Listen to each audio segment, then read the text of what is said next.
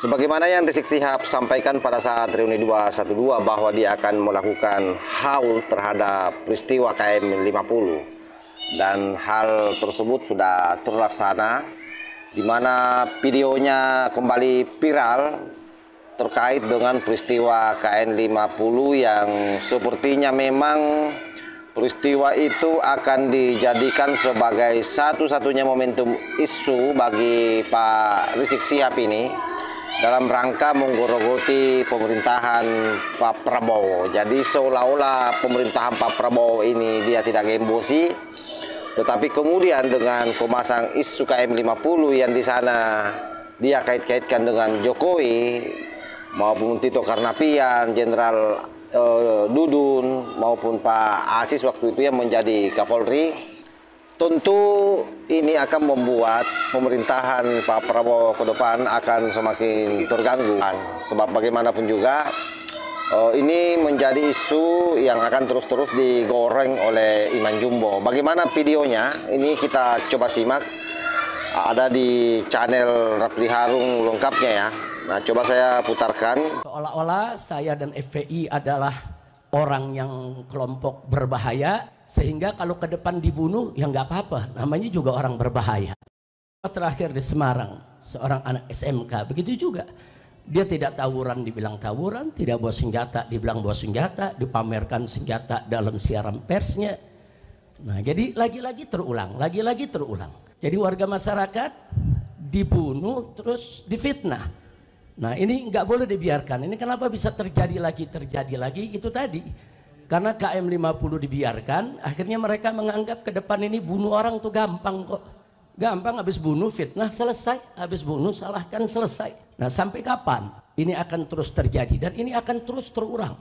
Sampai peristiwa sebesar Kanjuruhan yang meninggal itu lebih dari 100 orang, tetap saja yang meninggal yang disalahkan. Nah, lagi-lagi mereka semua disalahkan. Jadi polisi seperti malaikat, nggak pernah salah. Nah, ini berbahaya sekali. Nah, maka itu sekali lagi kami tidak akan diam. KM 50 akan terus kami kejar. Dan orang yang paling bertanggung jawab dalam peristiwa KM 50 adalah Jokowi. Bukan hanya karena beliau sebagai seorang presiden. Mungkin orang mengatakan, oh mungkin tanggung jawabnya moral karena sebagai seorang presiden. Bukan. Tapi kita dapatkan indikasi-indikasi keterlibatan Jokowi langsung atau tidak langsung, itu bisa dibaca. Dan itu akan kita beberkan kalau pengadilan HAM-nya digelar, ya kawan. Nah, jadi jelas sekali dari sebelum terjadinya peristiwa KM 50 bagaimana Jokowi mengerahkan Kopsus, Komando Operasi Khusus ke Petamburan, lengkap dengan persenjataannya untuk menakut-nakuti saya dan keluarga. Itu sudah pengkondisian. Kemudian bagaimana seorang Pangdam Jaya sebelum kejadian menantang-nantang FPI di Monas dan mengancam-ngancam saya. Begitu juga bagaimana seorang Kapolri ketika itu, Idham Aziz, dengan Kapolda ketika itu luar biasa. Mengancam dengan ancaman yang luar biasa sebelum terjadi peristiwa KM 50. Semua itu merupakan cipta kondisi. Seolah-olah saya dan FPI adalah orang yang kelompok berbahaya, sehingga kalau ke depan dibunuh ya nggak apa-apa, namanya juga orang berbahaya. Jadi dicipta kondisi dulu supaya masyarakat melihat FPI ini bahaya, Habib Rizik ini bahaya, Petamburan ini bahaya. Terus diciptakan kondisi dengan bantuan para buzzer yang luar biasa menyebar fitnahnya. Begitu opini terbentuk bahwa FPI ini berbahaya, Habib Rizik berbahaya, barulah terjadi peristiwa KM 50. Artinya supaya apa? Supaya kalau sayanya terbunuh atau FPI-nya, laskarnya terbunuh, orang akan menganggap biasa. Ini kan orang-orang keras, ini orang ekstrim, ini memang orang berbahaya. Jadi kita kondisi semacam ini sudah jadi drama sinetron yang sering dimainkan oleh rezim Jokowi. Maka itu saya katakan sekali lagi, itu merupakan indikasi kalau Jokowi terlibat dalam KM 50. Nah, tidak sampai di situ. Begitu. Oke. Saya kira jelas ya, kita sudah dengar bagaimana nyinyiran daripada Pak Rizik Syihab. Dan tentu bagi semua yang waras tidak akan memasukkan ini di kepalanya. Jadi lagi-lagi saya sampaikan bahwa apapun yang disampaikan oleh Pak Rizik Syihab ini hanya semacam bagaimana dia melampiaskan kebenciannya terhadap Pak Jokowi. Dan sekali lagi dalam konteks pemerintahan Pak Prabowo tentu ini menjadi beban tersendiri karena di sisi lain Rizik Syihab sudah dari awal membersihkan dirinya bahwa dia tidak akan mengorek-ngorek pemerintahan Pak Prabowo, tetapi di sisi lain dia tetap getol mendorong KM 50 sebagai kasus yang mengorbankan anggotanya dan disinyalir atau bahkan tuduhannya sudah sangat konkret bahwa itu dilakukan oleh Jokowi dan seluruh kroni-kroninya.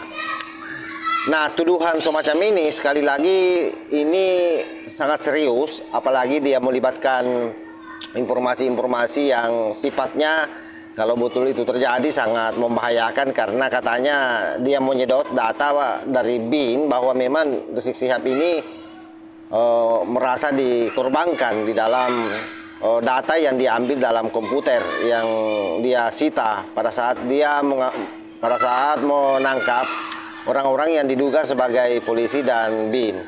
Nah, tentu kita sesungguhnya berharap bahwa ocehan-ocehan Rizik Syihab ini dibuktikan mana orangnya itu yang ditangkap, mana bukti laptopnya seperti apa isinya. Karena ini sangat berbahaya, narasi ini sangat liar dan menjadi konsumsi publik terus.